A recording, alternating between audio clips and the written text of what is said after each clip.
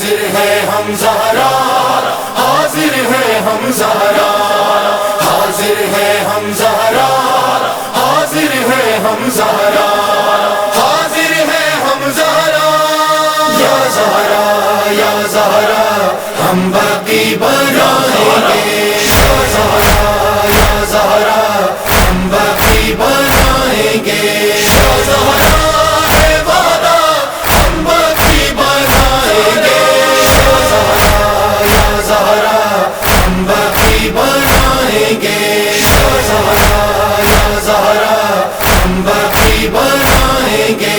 نسل قاتل نسل باطل نسل سعودی نامنظور، ان کی حکومت ان کی صورت ان کی شاہی نامنظور، حسین لشکر ہے اپنے منزل بازیا،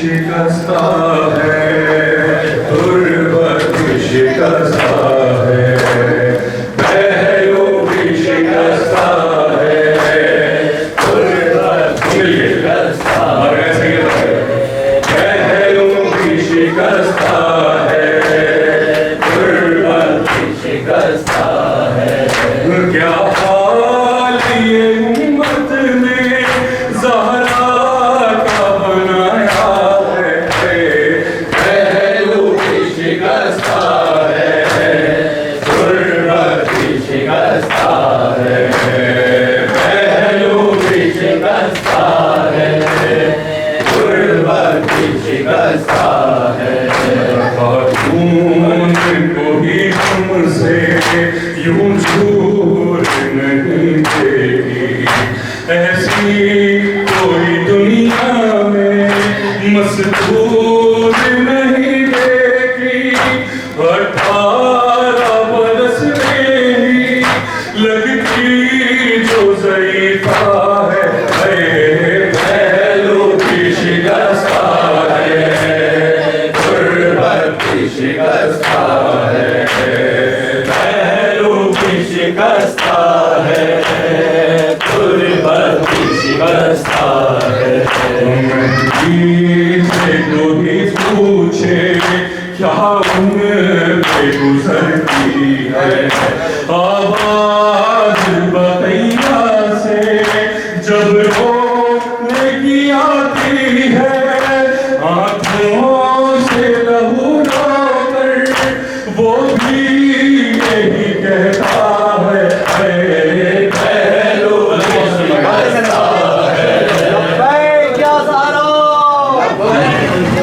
شکستہ ہے، مہدی سے کوئی پوچھے کیا عمر پہ گزرتی ہے، آواز بقیہ سے جب رونے کی آتی ہے، آنکھوں سے لہو رو کر وہ بھی یہی کہتا ہے، پہلو بھی شکستہ ہے، تربت بھی شکستہ ہے، پہلو بھی شکستہ ہے، تربت بھی شکستہ ہے، دو ایسے جنازے ہیں تاریخی میں جو اٹھے، بس کر کے ہی لوگوں نے دونوں کو دیے کاندھے، ایک فاطمہ زہرا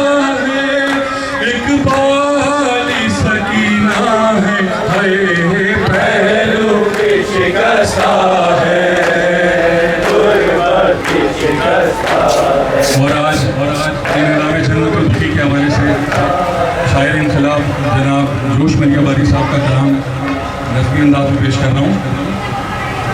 یا فاطمہ زہرا، یا فاطمہ زہرا، یا فاطمہ زہرا،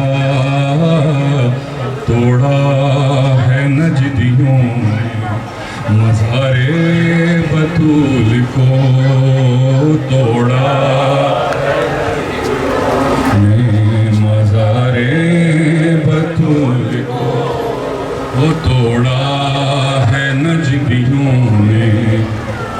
سارے بطول جانے نبی خاص داور ہے فاطمہ، کچھ شک نہیں شفیع محشر ہے فاطمہ، سبت نبی وقار کی مادر ہے فاطمہ، افسوس آج بے کسو بے پر ہے فاطمہ، آدان مرتبہ تیرا جانا نحیف ہے جانا نحیف ہے، اقوال مصطفیٰ کو بھی مانا نحیف ہے، یا فاطمہ زہرا یا فاطمہ زہرا یا فاطمہ زہرا، توڑا ہے نجدیوں نے مزار بطول کو، اور دن آج ہی کا تھا جو قیامت ہوئی بپا، ارے تاریخ 8ویں تھی مہینہ یہی تو تھا، آدھا نے کھا دیا لہد بنت مصطفیٰ، حیرت ہے کیوں جہاں میں نہ محشر ہوا بپا، ارے جس کی نہیں نظیر ہے ایسا ستم کیا،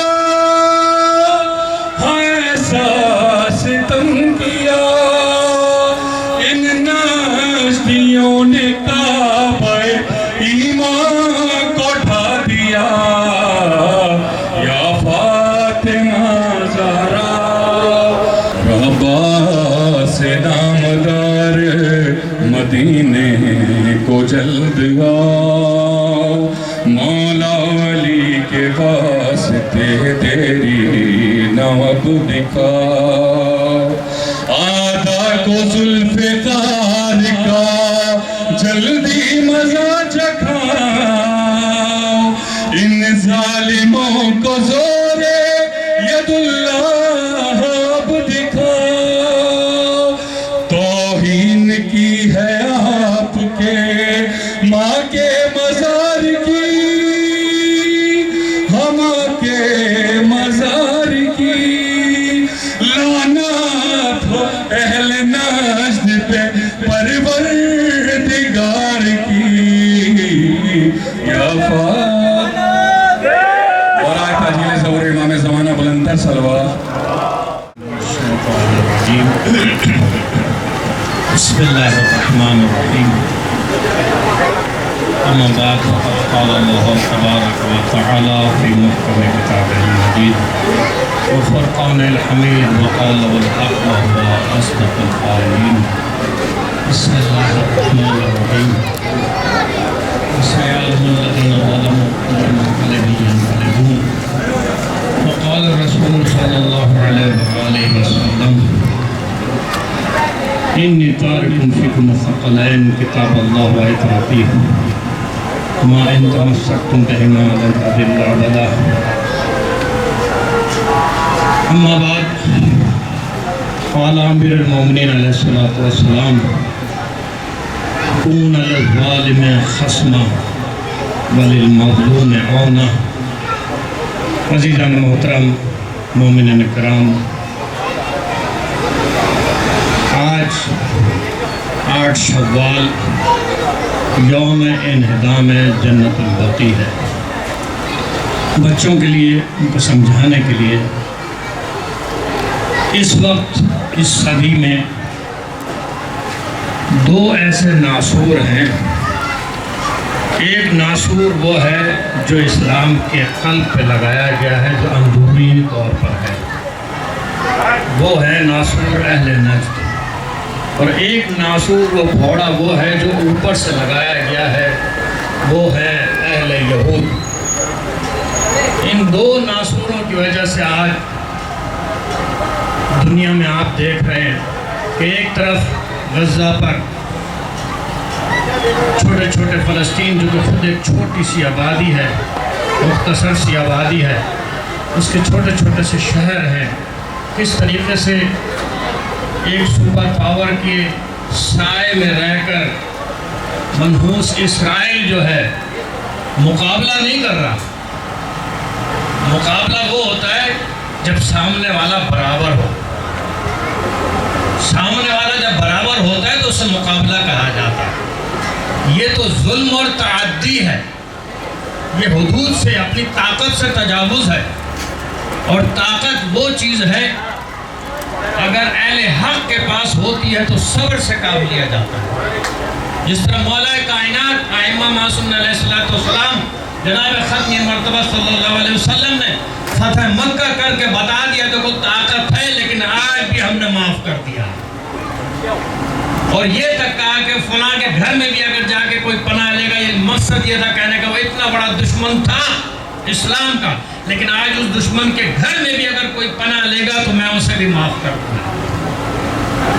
عزیزان محترم, یہ دو ناسور ایسے ہیں, ایک کو 100 سال سے زیادہ ہو چکے ہیں اور ایک کو 100 سال ہونے والے ہیں. وہ ناسور جو اہل یہود نے ڈھایا, جو وہ ناسور جو بنایا, جو پھوڑا, جس میں اسلام میں مستضعفین جہان کے جسم میں جو پھوڑا ہے, بغداد کی جو بیماری ہے, جو ظلم کیا ہے اہل یہود نے, وہ جب یروشلم کو 1917 میں قبضہ کیا اس کے اوپر اور اسلام کے تمام آثار مٹا دیے گئے, وہاں پر مظلوم فلسطینیوں کو نکال دیا گیا. اور دوسرا پھوڑا جو ہے وہ اس وقت وجود میں آیا آج سے 95 سال پہلے, اور اگر دوسری تاریخ انگلش کے حساب سے دیکھیں تو 98 سال پہلے. اسلامی تاریخ سے 98 سال بنتے ہیں, ویسے 95 سال بنتے ہیں, کیونکہ 1442 ہے. 1344 سے 1444 2 سال بعد کیا ہو جائے گا, 100 سال ہے, یعنی 100 سال سے.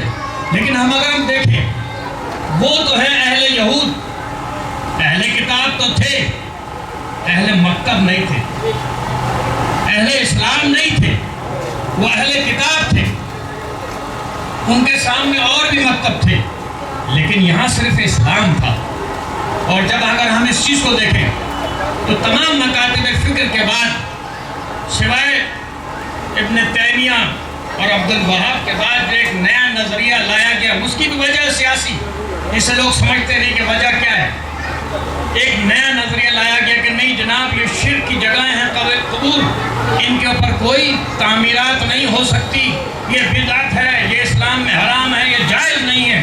یہ صرف اس وجہ سے تھا کہ آج بھی دنیا دیکھ رہی ہے اگر سب سے بڑا اجتماع ہوتا ہے جو مذہب کے نام پر ہوتا ہے وہ کربلا میں ہوتا ہے.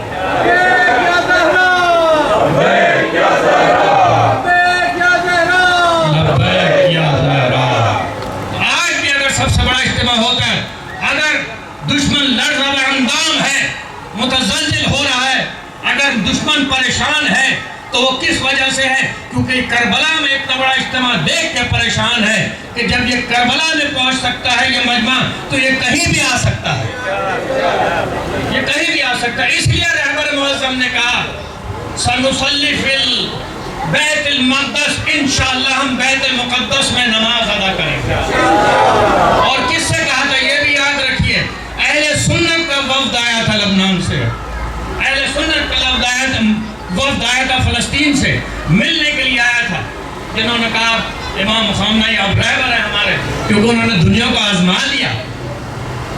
یہ نہیں کہ آپ دوائیں پہنچا رہے ہیں, ان کے پانی کا انتظام کر رہے, نہیں, اصل بنیادی چیز دیکھو, ان کی زندگی ختم ہو رہی ہے, ان کی حیات ختم ہو رہی ہے, ان کی زندگی کا سامان کرو. جہاد کا وقت ہے یہ.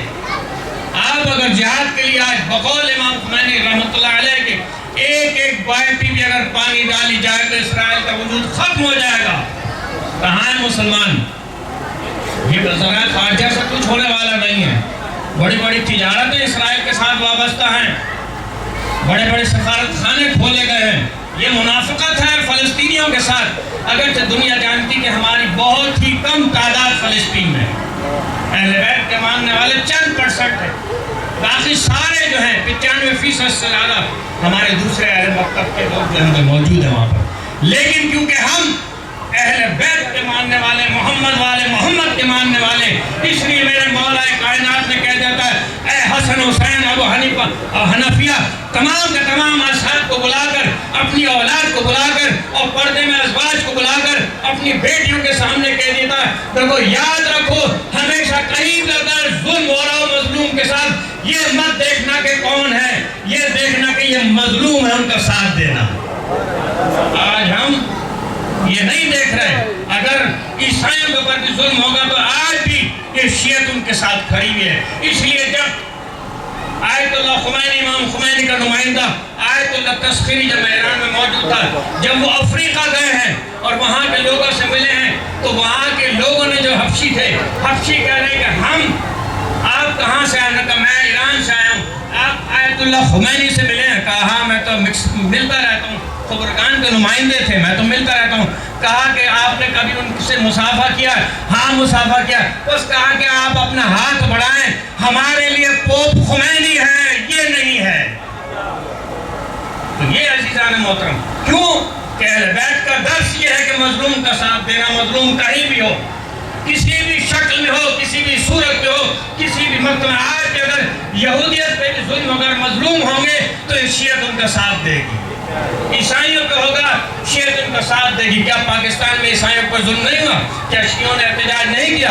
بالکل جناب عزیزان محترم، کیونکہ اہل بیت ہدایت کی کشتی ہے، یہ ہمیں ہدایت سے دور نہیں لے جا سکتے. اس لیے کہا تھا انی تارکم فیکم الثقلین کتاب اللہ و آیاتہ، ان سے متمسک ہو جانا، ہدایت تمہارے سامنے رہے گی، راستہ تمہارے سامنے رہے گا، تم کبھی بھٹکو گے نہیں. جب بھی وقت پڑے، جب بھی مشکل پڑے، جب تمہیں سمجھ میں نہ آئے تو اہل بیت کی سیرت کو دیکھ لینا، تمہیں پتہ چل جائے گا کہ اب کس طرف قدم بڑھانا ہے.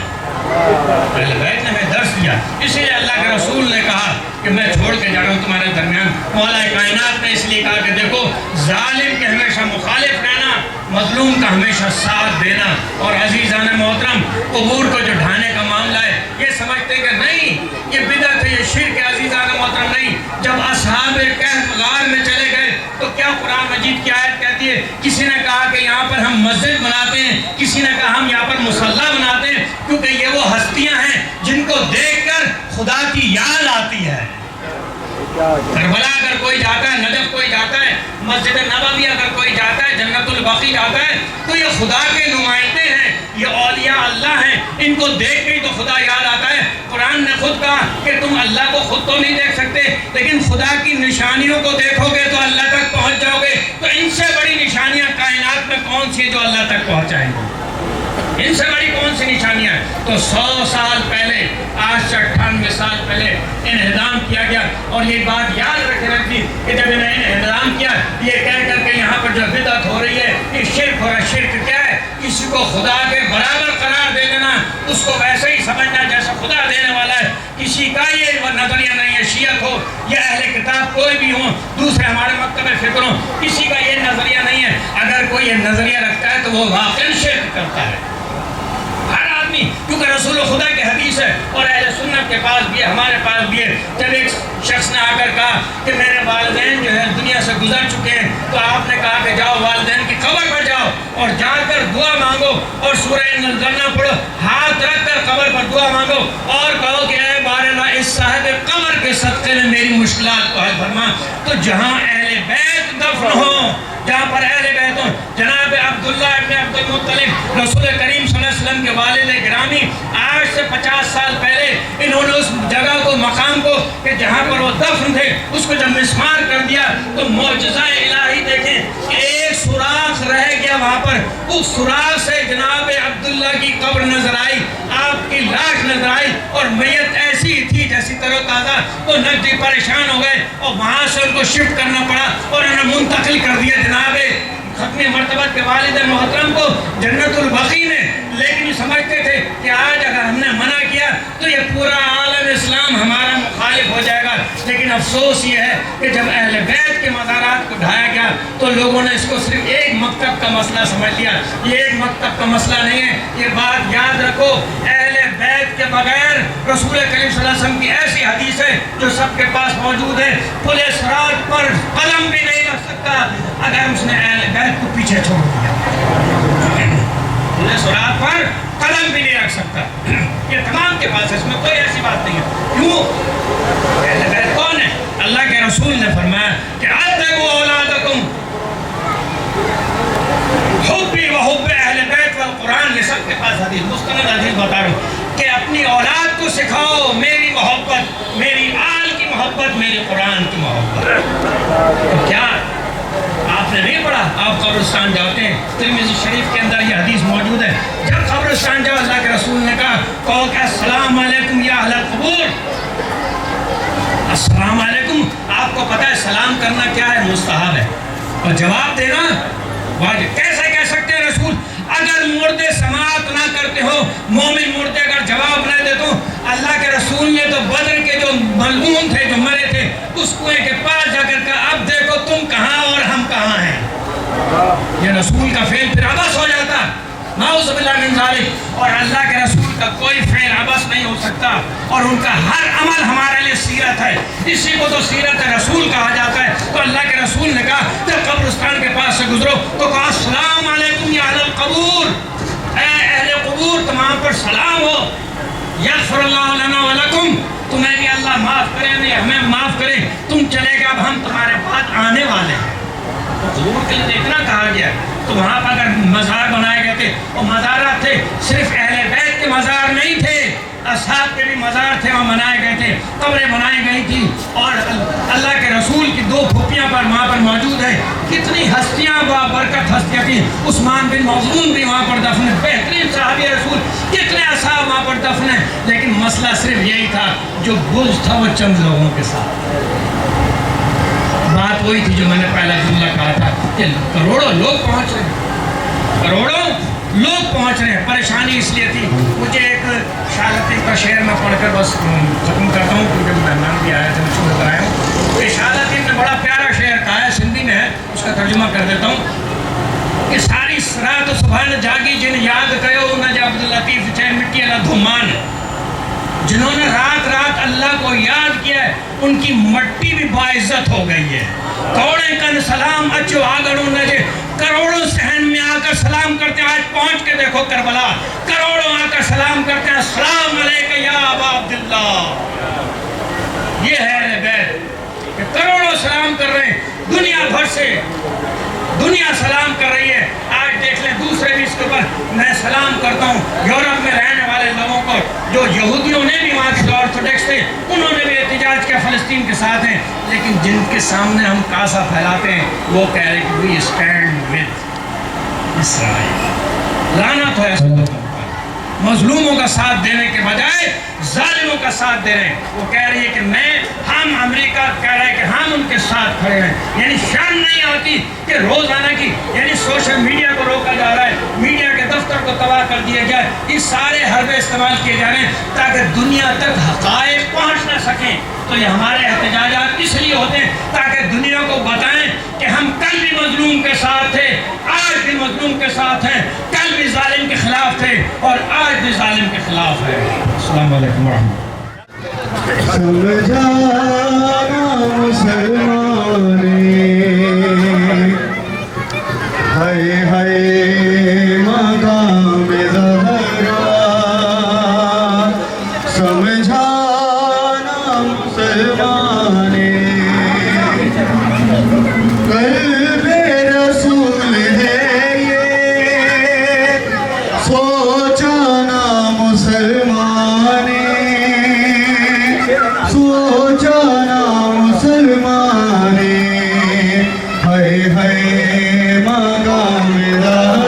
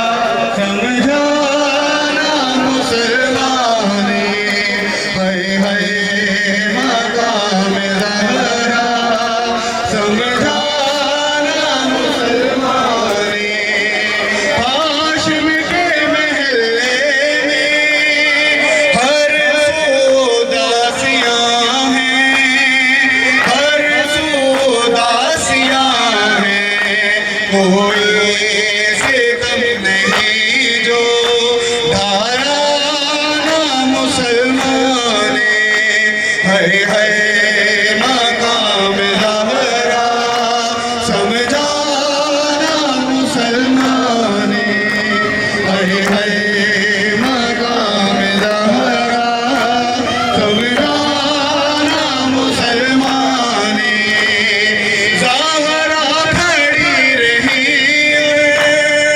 قاتل تھے سارے بیٹھے قاتل تھے سارے بیٹھے توہین کر رہے تھے روکانا مسلمانے نعرہ تکبیر دونوں ہاتھ بلند کر کے اتحاد بین المسلمین کا مظاہرہ اعوذ باللہ من الشیطان اللعین الرجیم بسم اللہ الرحمن الرحیم الحمدللہ رب العالمین وصلی اللہ علی سیدنا ونبینا ابی القاسم المصطفى محمد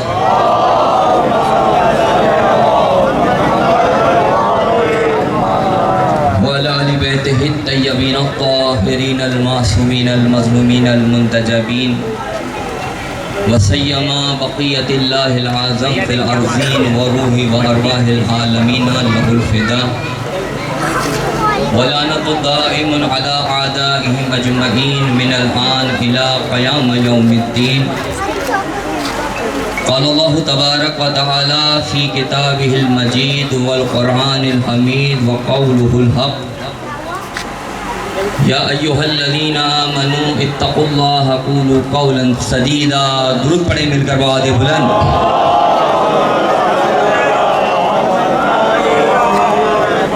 وقال قل لا اسألکم علیہ اجرا الا المودۃ فی القربى قرآن شاہد ہے جس نے اہل بیت معصومین علیہ السلام کے لیے محبت کا تقاضا کیا الفت کا تقاضا کیا خود رسول نے اگر اجر رسالت مانگا تو یہ مانگا کہ میرے اہل بیت سے محبت کی جائے لیکن جہاں قرآن شاہد ہے وہیں تاریخ گواہ ہے کہ دشمن نے یہاں تک کہ خود اس امت رسول نے کس طرح سے اہل بیت علیہ السلام کے ساتھ جفا کری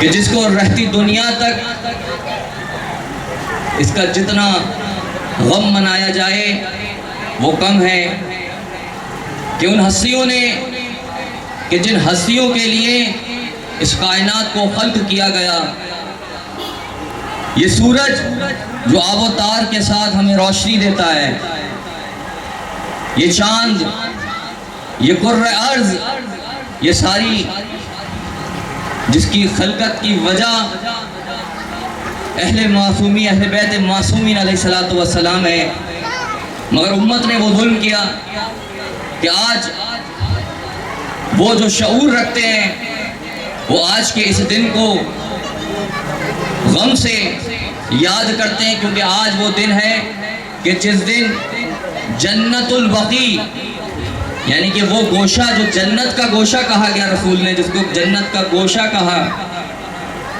اس جگہ کو منہدم کر دیا اور یہ کوئی عام بات نہیں ہے لوگ جانتے نہیں ہیں لوگوں کو اس طرح سے الجھا دیا اپنی زندگیوں کے اندر کہ ان کو احساس نہیں ہے کہ ان کے ساتھ اس ملت کے ساتھ اس امت کے ساتھ جو ہدایت گر تھے جو ہدایت کرنے والے تھے ان کے ساتھ کیا سلوک کیا گیا میں یہاں پر بتاتا چلوں کہ امیر المومنین علی ابن ابی طالب علیہ السلام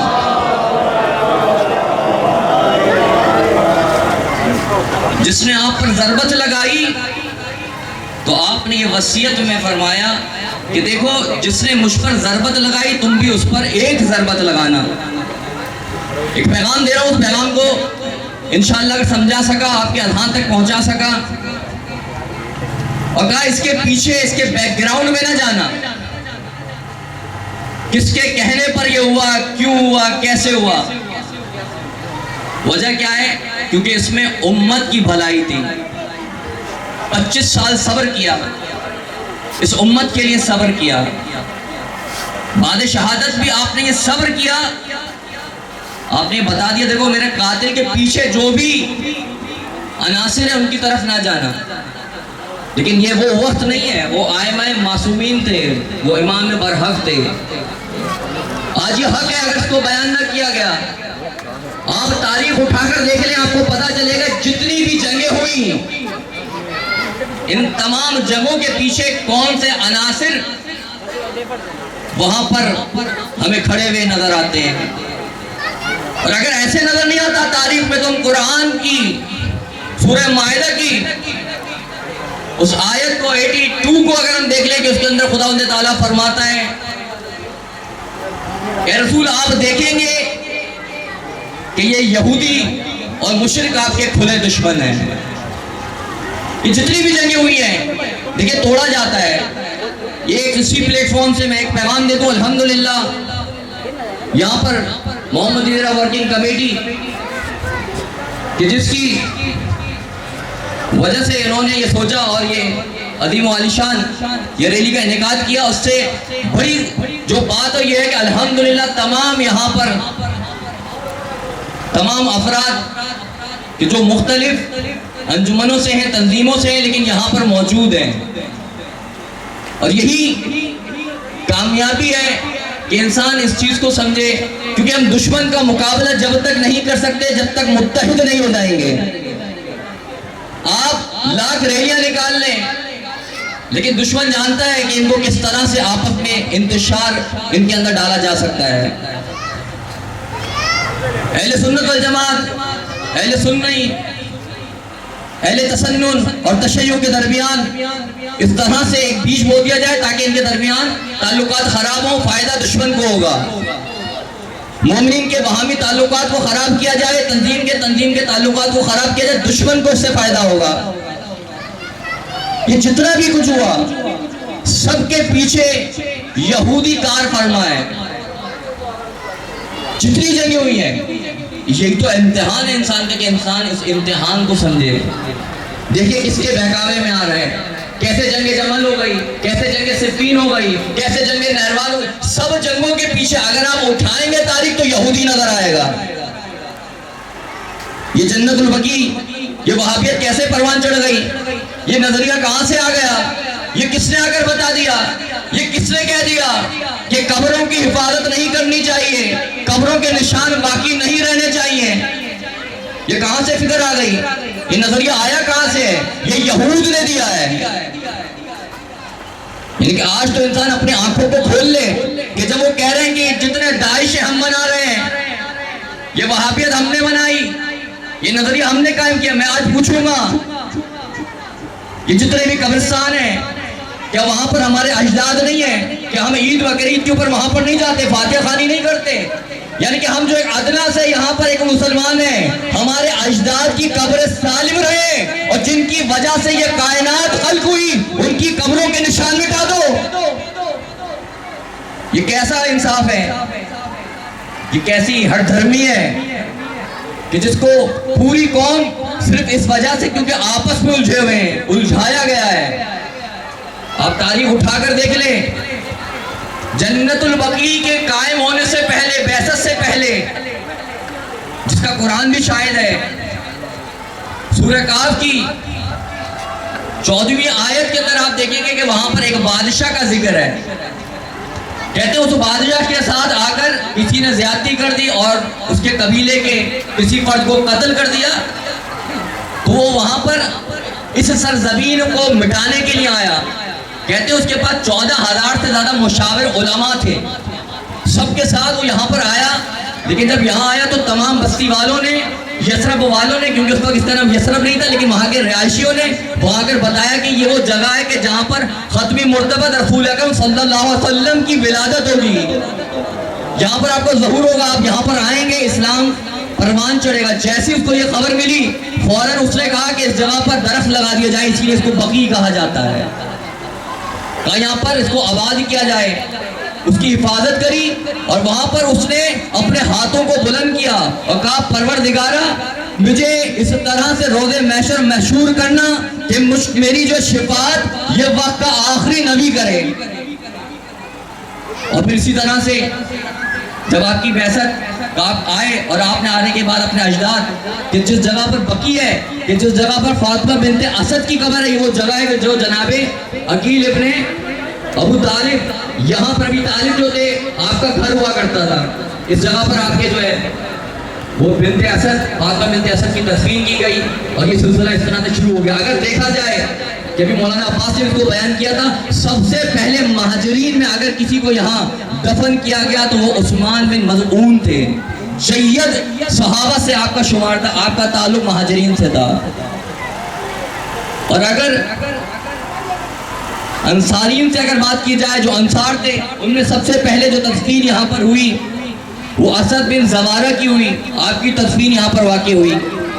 کہہ رہے ہیں آپ کی قبر پر جو آپ کو جو بتانا مقصود تھا, جو تمہیدی میں یہاں پر لے کر آیا آپ کو, تو عثمان بن مظعون کی قبر کے اوپر رسول اکرم صلی اللہ علیہ وآلہ وسلم نے ایک ایسا پتھر تراش کر رکھا کہ جس کے اوپر عثمان ابن مظعون لکھا ہوا تھا, کہ جس کو غاصب شام کے زمانے تک تاریخ بتاتی ہے کہ لکھا گیا, پھر اس پتھر کو کسی اور جگہ پر جو ہے وہ منتقل کر دیا گیا, کہ جس کے اوپر پروٹیسٹ ہوئی, لوگ نکلے, صرف ایک پتھر کے ہٹا دینے کو آج ہم یہاں پر جمائے پوری قبر کو مسمار کر دیا. ایک پتھر ہٹایا تھا, تمام امت مسلمہ باہر آ گئی کہ یہ جید صحابہ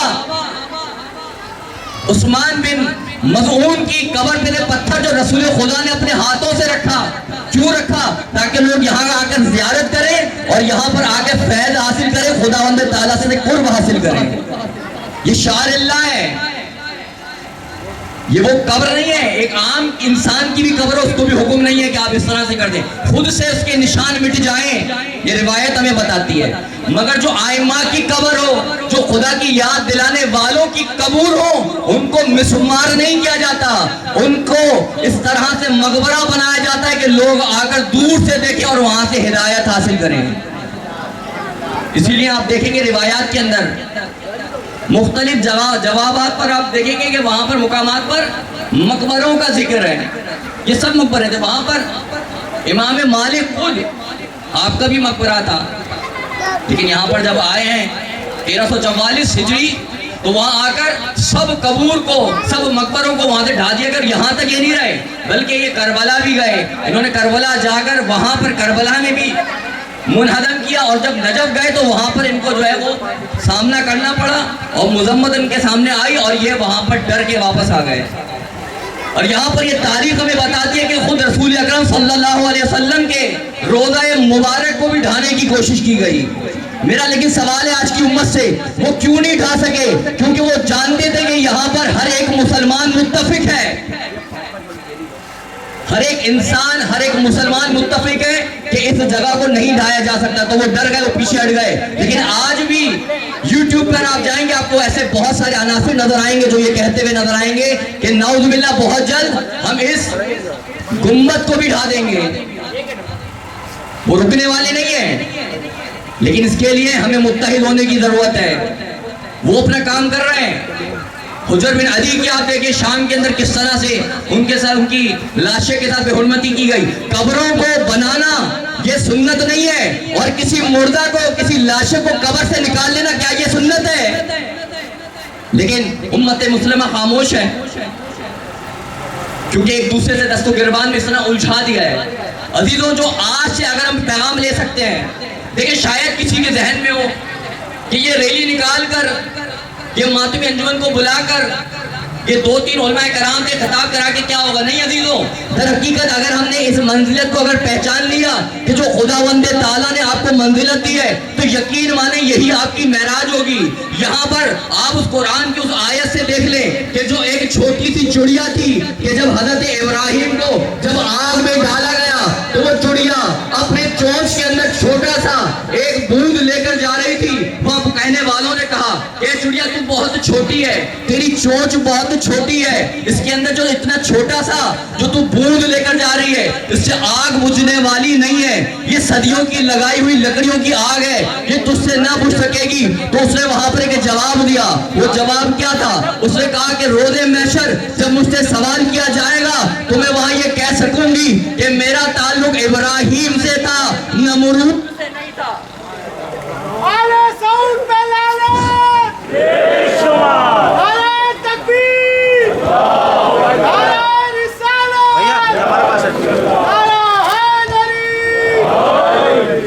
تو یہاں پر آپ جو جمائیں کسی بھی جگہ پر، لیکن یہ ہے کہ اخلاص ہونا چاہیے، متحد ہونے چاہیے۔ بہت سارے معاملات ہوتے ہیں انسان کو کچھ ڈال سکتا ہے جہاں تک شریعت اجازت دیتی ہے، لیکن متحد ہونا ہے۔ دشمن کو نہ پتہ چلے کہ آپس میں یہ الجھے ہوئے ہیں، دستوں گربان ہیں۔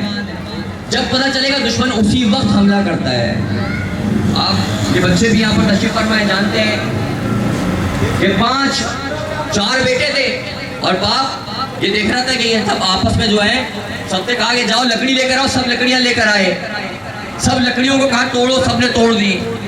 پھر کہا جاؤ سب لکڑیاں لاؤ اور سب لکڑیوں کو آپس میں ملا دو۔ جب لکڑیوں کو آپس میں ملائے ہر بچے کے ہاتھ میں دیا، کہا اب اس کو توڑ کر دکھاؤ۔ ہر ایک نے اپنے ہاتھوں میں لیا، دیکھا ٹوٹتی نہیں، کہا بابا جان یہ ٹوٹتی نہیں ہے، کہا بس متحد ہو جاؤ، دشمن کبھی تمہیں نہیں توڑ سکے گا۔